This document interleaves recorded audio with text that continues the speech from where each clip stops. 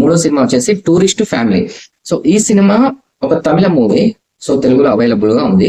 So ఈ సినిమాలో hero Shashi Kumar, heroine వచ్చేసి సిమ్రాన్, మనకు తెలిసిన సిమ్రానే. సో డైరెక్టర్ వచ్చేసి అభిషన్ జీవింత్. సో ఇతడు మాత్రం సినిమాను చాలా బాగా తీశాడు.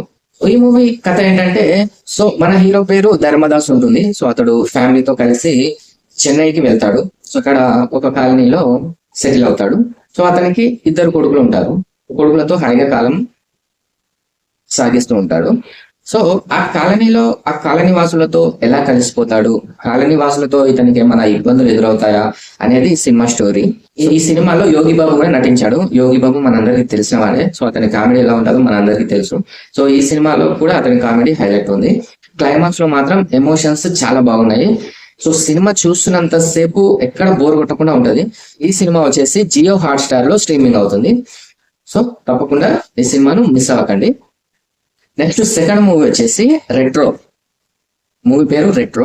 సో ఇందులో హీరో వచ్చేసి సూర్య, హీరోయిన్ వచ్చేసి మన బుట్టబొమ్మ పూజా హెగ్డే. సో పూజా హెగ్డే సూర్య నటించిన ఒక మంచి మూవీ ఇది. సో ఈ మూవీకి డైరెక్టర్ వచ్చేసి కార్తిక్ సుబ్బరాజ్. సో ఈ మూవీలో మనకు తెలిసిన చాలా మంది నటీనటులు నటించారు. సో ప్రకాష్ రాజ్ కూడా ఈ సినిమాలో నటించాడు. సో అలాగే నాజర్ కూడా ఈ సినిమాలో నటించాడు. ఈ మూవీ వచ్చేసి మే 1st రిలీజ్ అయింది థియేటర్లలో. సో ఇప్పుడు ఓటీటీలోకి అడుగు పెట్టింది. సో థియేటర్లో చూడని వాళ్ళు ఓటీటీలో తప్పకుండా చూడండి. సో సినిమా స్టోరీ వచ్చేసి హీరో పేరు పారి ఉంటుంది. సో హీరో చిన్న ఉన్నప్పుడు తన ఫ్యామిలీ నుంచి తప్పిపోతాడు. సో తప్పిపోయినప్పుడు ఒక గ్యాంగ్స్టర్ తిలక్ అతని పేరు. సో తిలక్ అనే వ్యక్తి ఆ అబ్బాయిని పెంచుకుంటాడు. సో తిలక్ భార్యకు ఆ అబ్బాయిని పెంచుకోవడానికి ఇష్టం ఉండదు. అయినా సరే ఆ తిలక్ అనే వ్యక్తి అబ్బాయిని పెంచుకుంటాడు. సో ఒకరోజు తిలక్ ను చంపడానికి కొంతమంది ప్రయత్నిస్తే అతన్ని కాపాడుతాడు మన హీరో పారి. సో అప్పుడు తన నిజమైన కొడుకు స్థానంలోకి వెళ్తాడు. ఆ తిలక్ అనే వ్యక్తి మనసులో స్థానం సంపాదించుకుంటాడు. సో అలా అతని నీడలో ఒక పెద్ద గ్యాంగ్స్టర్ గా ఎదుగుతాడు. సో ఈ స్టోరీ అంతా 1960, 1993 ఈ మధ్య కాలంలో జరిగిన ఒక స్టోరీ ఇది. సో అలా గ్యాంగ్స్టర్ ఎదిగిన తర్వాత ఒక అమ్మాయితో ప్రేమ పడతాడు. ఆమెనే మన పూజ హెగ్డే. సో హీరోయిన్ పేరు రుక్మిణి ఉంటుంది. సో రుక్మిణితో ప్రేమలో పడతాడు. ప్రేమలో పడి పెళ్లి కూడా చేసుకుంటాడు. సో పెళ్లి చేసుకున్నాక అతడు ఈ గ్యాంగ్స్టర్ పనులన్నీ వదిలేసి ప్రశాంతంగా జీవించాలని అనుకుంటాడు. సో ప్రశాంతంగా జీవించాలంటే ఇంతకుముందు గ్యాంగ్స్టర్ గా ఉన్నప్పుడు ఎంతో మందిని చంపాడు, ఎన్నో పనులు చేశాడు. సో అలాంటప్పుడు ప్రశాంతంగా బతకాలంటే వాళ్ళు ఎలా బతకనిస్తారు? సో ఇందులో ఇంకో ట్విస్ట్ ఏంటంటే, తిలక్ అనే వ్యక్తితో పారికి గొడవలు అవుతాయి. సో ఆ గొడవలు ఏంటివి అనేది సినిమా చూస్తే తప్పకుండా అర్థమవుతుంది. సో మరి ప్రశాంతంగా జీవించాలనుకున్న పారి జీవితంలో ఎలాంటి సంఘటనలు ఎదురవుతాయి అనేది సినిమా. సో అతన్ని ప్రశాంతంగా బతకనిస్తారా, ఎవరెవరి నుంచి ఎలాంటి ఇబ్బందులు ఎదురవుతాయి అనేది ఈ సినిమా తీసిన విధానం మాత్రం చాలా బాగుంది. సినిమా తప్పకుండా చూడాల్సిన సినిమా ఇది. సో ఈ సినిమాలో ప్లస్ పాయింట్లు ఏంటంటే సూర్య యాక్టింగ్. సో సూర్య యాక్టింగ్ మనకు తెలిసిన విషయమే. సూర్య యాక్టింగ్ మాత్రం అద్భుతం. నెక్స్ట్ పూజా హెగ్డే కూడా చాలా బాగా నటించింది. సో పాత్రలో జీవించేసింది అని చెప్పుకోవచ్చు.